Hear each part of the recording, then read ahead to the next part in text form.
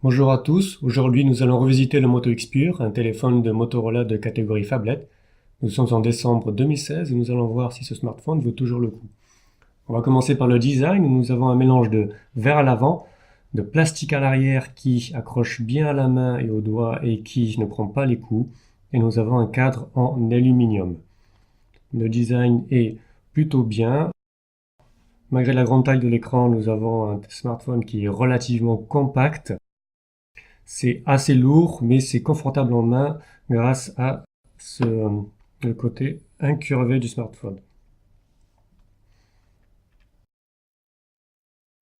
Nous allons maintenant passer aux spécifications techniques.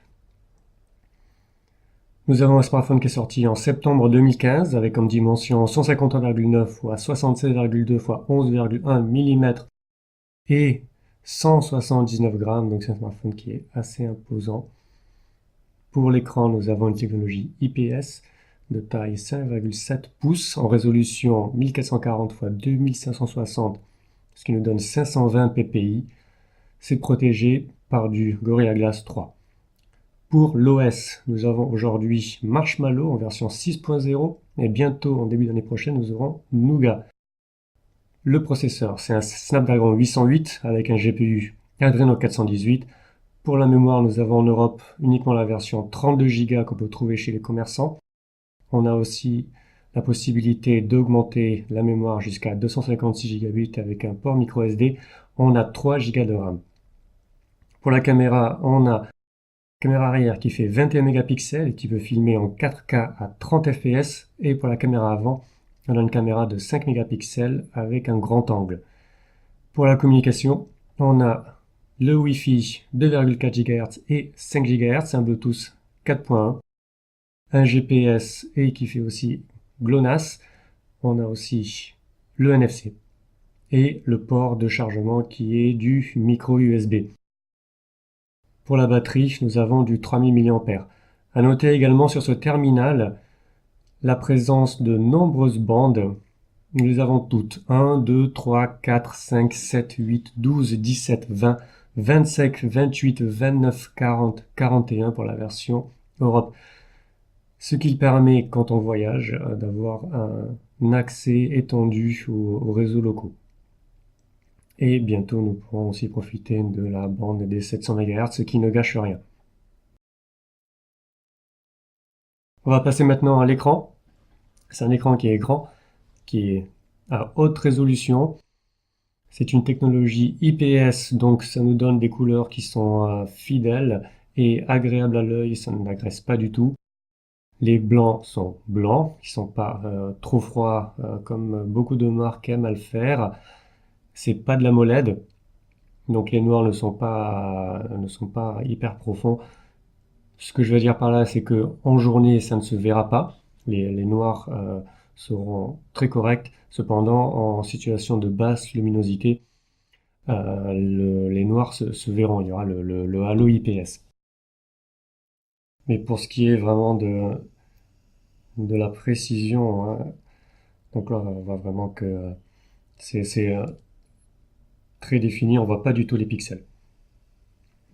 Alors, cette surcouche nous permet de avoir deux réglages pour l'affichage. On a le mode couleur normal et on a le mode vif qui force un petit peu les couleurs. Moi, je préfère le normal, autant avoir quelque chose de précis et qui n'agresse pas les yeux. On va maintenant passer au son de ce terminal. C'est vraiment l'un des points forts. Nous avons ces deux haut-parleurs frontaux stéréo qui sont extrêmement puissants. Je vais vous jouer une musique pour que vous vous en rendiez compte. Voilà, on monte.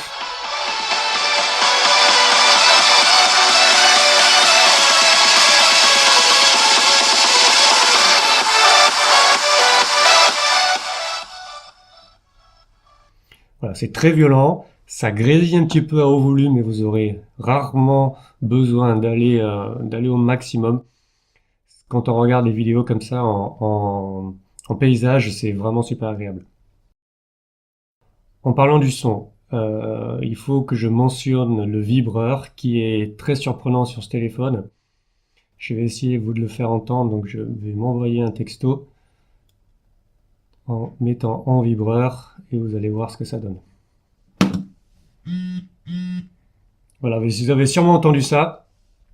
Le vibreur est très puissant. Il est plus bruyant que puissant.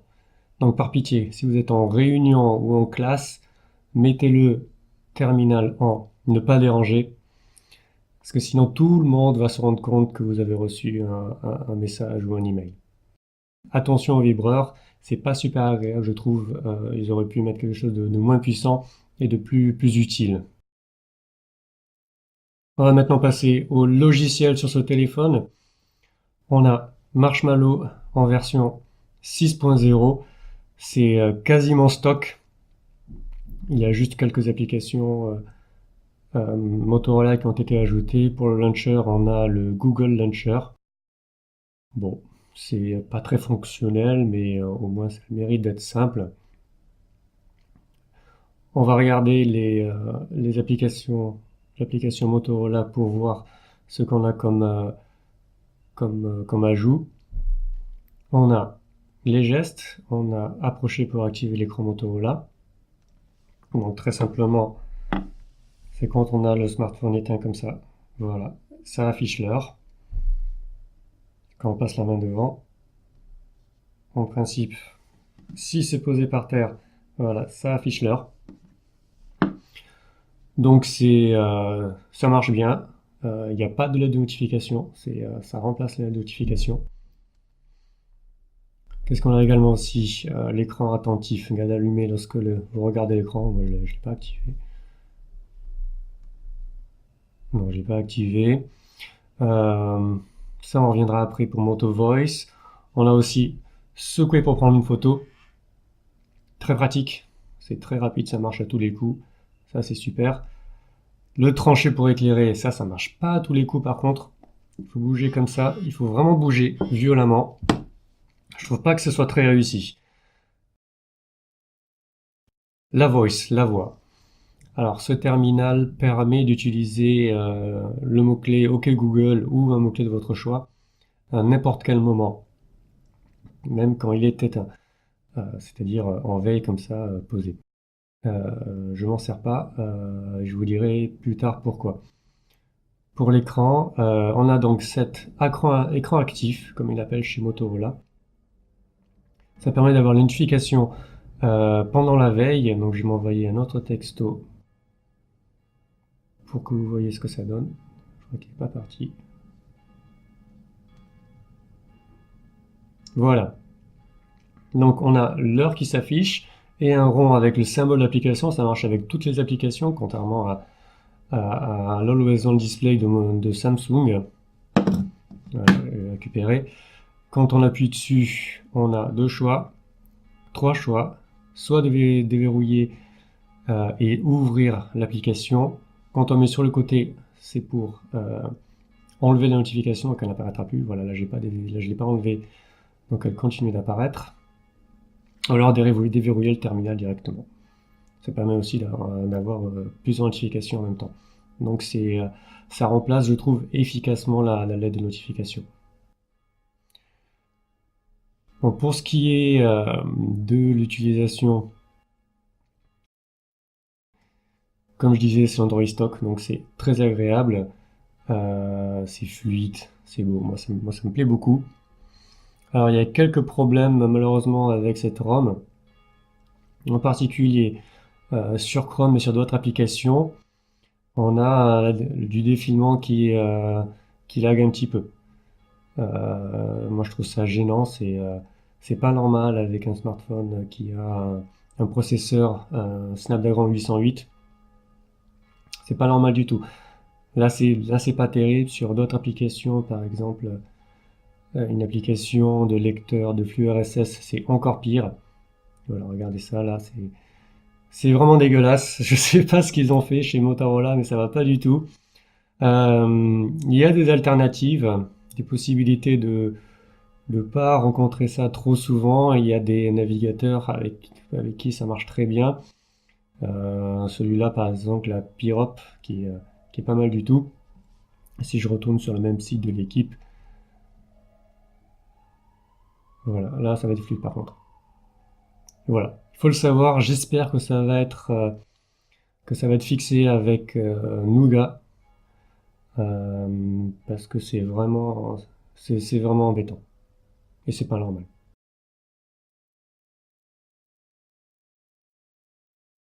D'autres problèmes, il arrive qu'au démarrage, il ne soit pas possible de faire descendre le panneau de notification quand il n'y a pas eu de notification.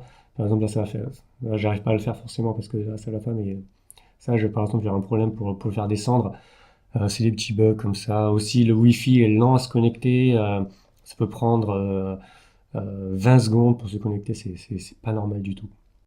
Au niveau des performances, on a un processeur Snapdragon 808 qui fait partie des processeurs maudits de chez Qualcomm avec le Snapdragon 810.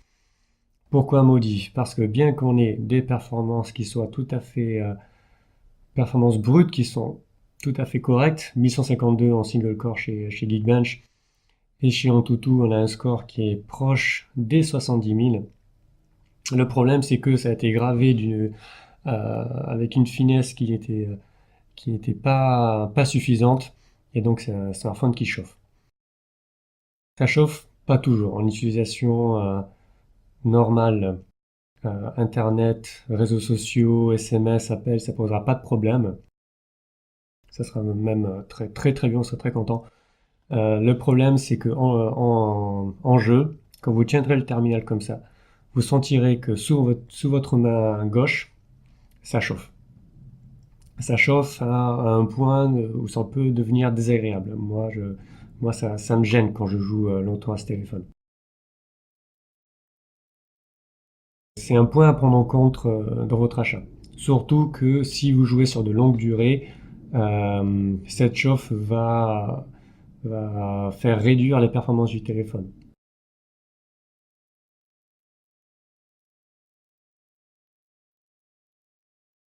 Pour ce qui est des antennes, on a des antennes qui captent très bien, aussi bien au niveau du Wi-Fi qui est très bon, que au niveau de l'accroche réseau là, qui est excellente, en plus avec l'avantage de toutes ces bandes disponibles. C'est peut-être même l'un des meilleurs sur le marché. Pour ce qui est du GPS, on a un GPS qui est très efficace.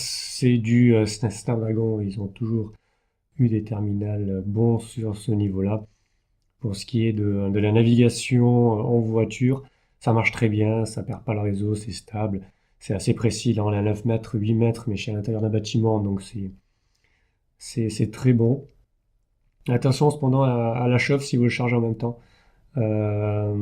Pensez à le mettre, si possible, devant une aération qui envoie de l'air frais dessus si vous voulez pas l'inquiéter et vous en servir pendant des heures. Mis à part ça, pour la navigation, ça marche très bien. On va passer maintenant à la photo et à la vidéo. On a à l'arrière un appareil photo de 21 mégapixels. Alors qu'est-ce que ça donne concrètement 21 mégapixels? Ça donne des photos qui sont extrêmement détaillées. En pleine journée, cela permet de faire des zooms hallucinants en gardant un niveau de détail superbe. C'est une chose que ne peut pas offrir les terminaux haut de gamme qui se vantent d'avoir des photos en basse luminosité excellentes, ce qui est vrai. Mais le revers de la médaille, c'est que le reste du temps, ça fait des photos qu'on peut pas vraiment recadrer sans pas perdre en détail. Ici, on peut recadrer et on peut lire les inscriptions qui sont quand même assez loin. Donc ça, c'est vraiment impressionnant à ce niveau-là.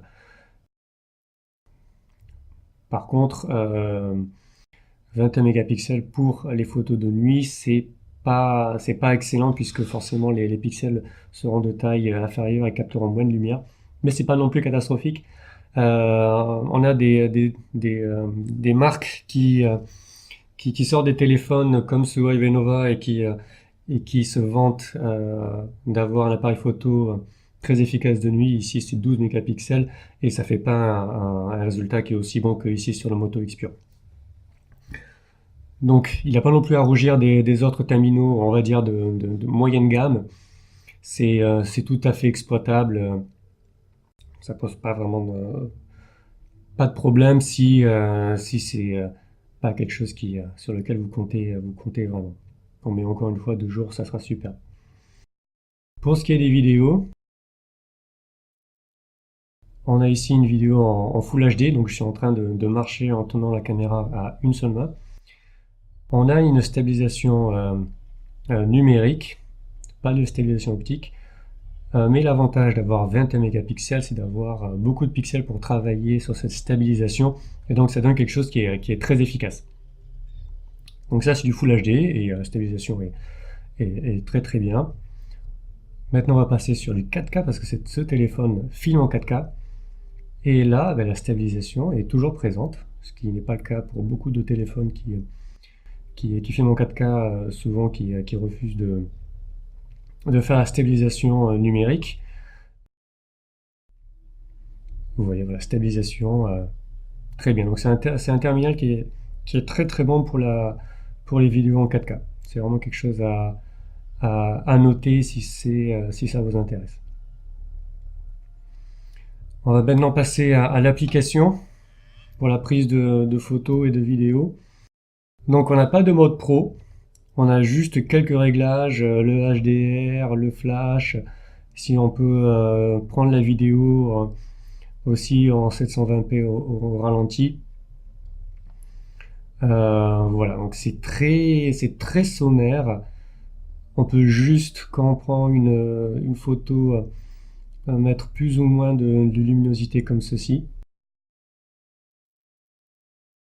Voilà, c'est du full automatique. Il y a pas de manuel concrètement.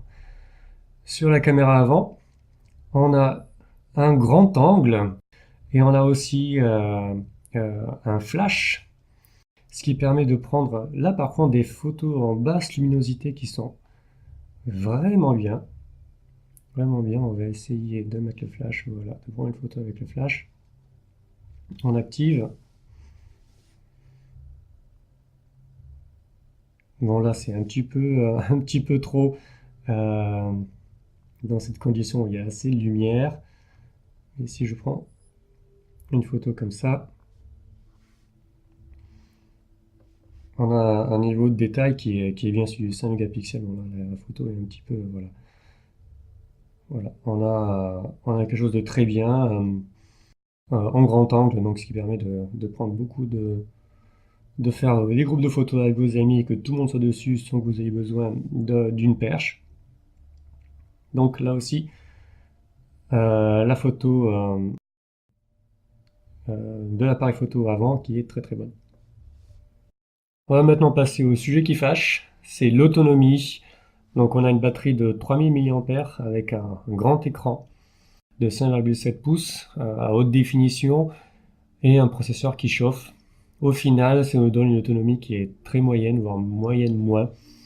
On a entre 3 et 4 heures d'écran allumé sur une journée. Motorola a déjà fait pire. On a ici leur haut de gamme 2013, le Moto X première génération, qui avait 1 heure de moins d'autonomie, 2 heures et demie en moyenne. Donc ça peut être du mieux pour Motorola, mais c'est vraiment pas le confort de ce terminal.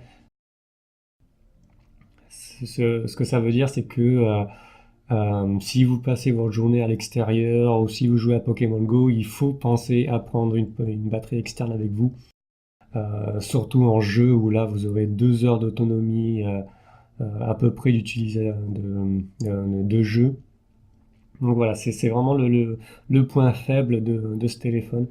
Il faut y penser si vous décidez de l'acheter. On va maintenant parler des accessoires pour ce qui est de la protection. L'écran. L'écran est problématique à protéger. C'est un écran 2,5D et qui a la particularité de commencer à courber très tôt. Donc ça va être dès ici, sur les côtés aussi, ça va courber assez tôt, ce qui fait que pour les protections en verre, il faut oublier sur la version noire puisque ça se verra. Le halo se verra très fortement. Là, j'ai une protection en plastique Et je vais essayer de vous montrer, je sais pas si vous voyez là au niveau du coin, même en coupant haut et près de l'écran, on a quand même, voilà, là vous devriez voir en principe, on a quand même la protection plastique qui ne colle pas à l'écran. Donc c'est assez gênant. Alors, on s'y fait, mais c'est embêtant. Pour ce qui est de la protection du reste du téléphone, alors sur Internet, en France, sur Amazon, on trouve des protections, mais c'est pas la joie. Il n'y a pas les grandes marques qui distribuent des protections sur Amazon.fr. On peut trouver comme ça des protections simples. Enfin, allez sur Amazon.fr, vous verrez les protections. Sinon, ce que je vous conseille, c'est d'aller sur Alibaba pour vous faire livrer depuis la Chine des protections. Là, par contre, là, vous aurez le choix. Vous aurez des protections comme ça de tous les styles, même s'il faut bien chercher parce que c'est pas non plus, il n'y en a pas non plus des milliers. Mais vous trouverez de tout. Donc c'est pas, même si c'est pas un téléphone qui s'est très bien vendu en Europe, vous pouvez quand même trouver, si vous êtes patient et que ça vous va d'attendre presque un mois pour recevoir la protection, prendre vos protections directement depuis la Chine, ça vous coûtera en plus beaucoup moins cher. Et vous aurez le choix. À propos des accessoires dans la boîte, on a premièrement ce turbochargeur avec le câble attaché au chargeur. C'est un gros câble, je pense que c'est nécessaire pour transmettre toute cette puissance au téléphone. On va regarder le output de ce chargeur. On a en standard du 5 volts en 2,85 ampères, en turbo 1 du 9 volts en 2,85 ampères et en turbo 2 du 12 volts en 2,15 ampères. C'est très puissant, ça permet une charge extrêmement rapide du téléphone. En 1h30, le chargeur va être chargé et ça va être très rapide durant les premières minutes. Ça va utiliser le 12 volts pour commencer, puis passer au 9 volts, puis passer au 5 volts jusqu'à arriver au 100%. Donc la charge est très rapide, ça compense pas à mon avis l'autonomie très moyenne de ce téléphone, mais c'est plutôt une bonne chose à utiliser en cas d'urgence parce que c'est quand même assez violent pour la batterie. On a aussi directement cette protection en plastique rigide qui se met autour du téléphone comme ça. Je vais pas le mettre parce que c'est très compliqué à enlever. Pour être honnête, j'ai utilisé pendant 2 minutes parce que le téléphone bougeait un petit peu à l'intérieur de ce cadre et j'ai pas trouvé ça agréable du tout. Voilà, je vous conseille d'acheter par avance une protection pour le téléphone qui sera beaucoup plus agréable à utiliser et sûrement beaucoup plus solide que celle-ci. Alors un autre point important, c'est la durabilité. C'est un smartphone qui est vraiment solide, hein. C'est une barre, c'est pas une barre d'aluminium, mais la structure est vraiment solide. Il y a beaucoup de gens qui se sont plaints que l'écran se cassait facilement quand il tombait.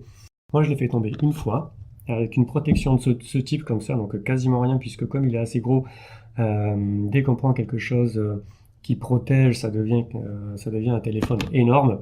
Donc moi, je préfère garder une protection minimale. Et je l'ai fait tomber une fois sur du carrelage. Je sais pas si vous pouvez voir, mais il a pris un coup ici. Et ce qui a déplacé le cadre vers le bas, ce qui fait ici là, le cadre s'est déplacé et donc je peux l'accrocher avec le doigt.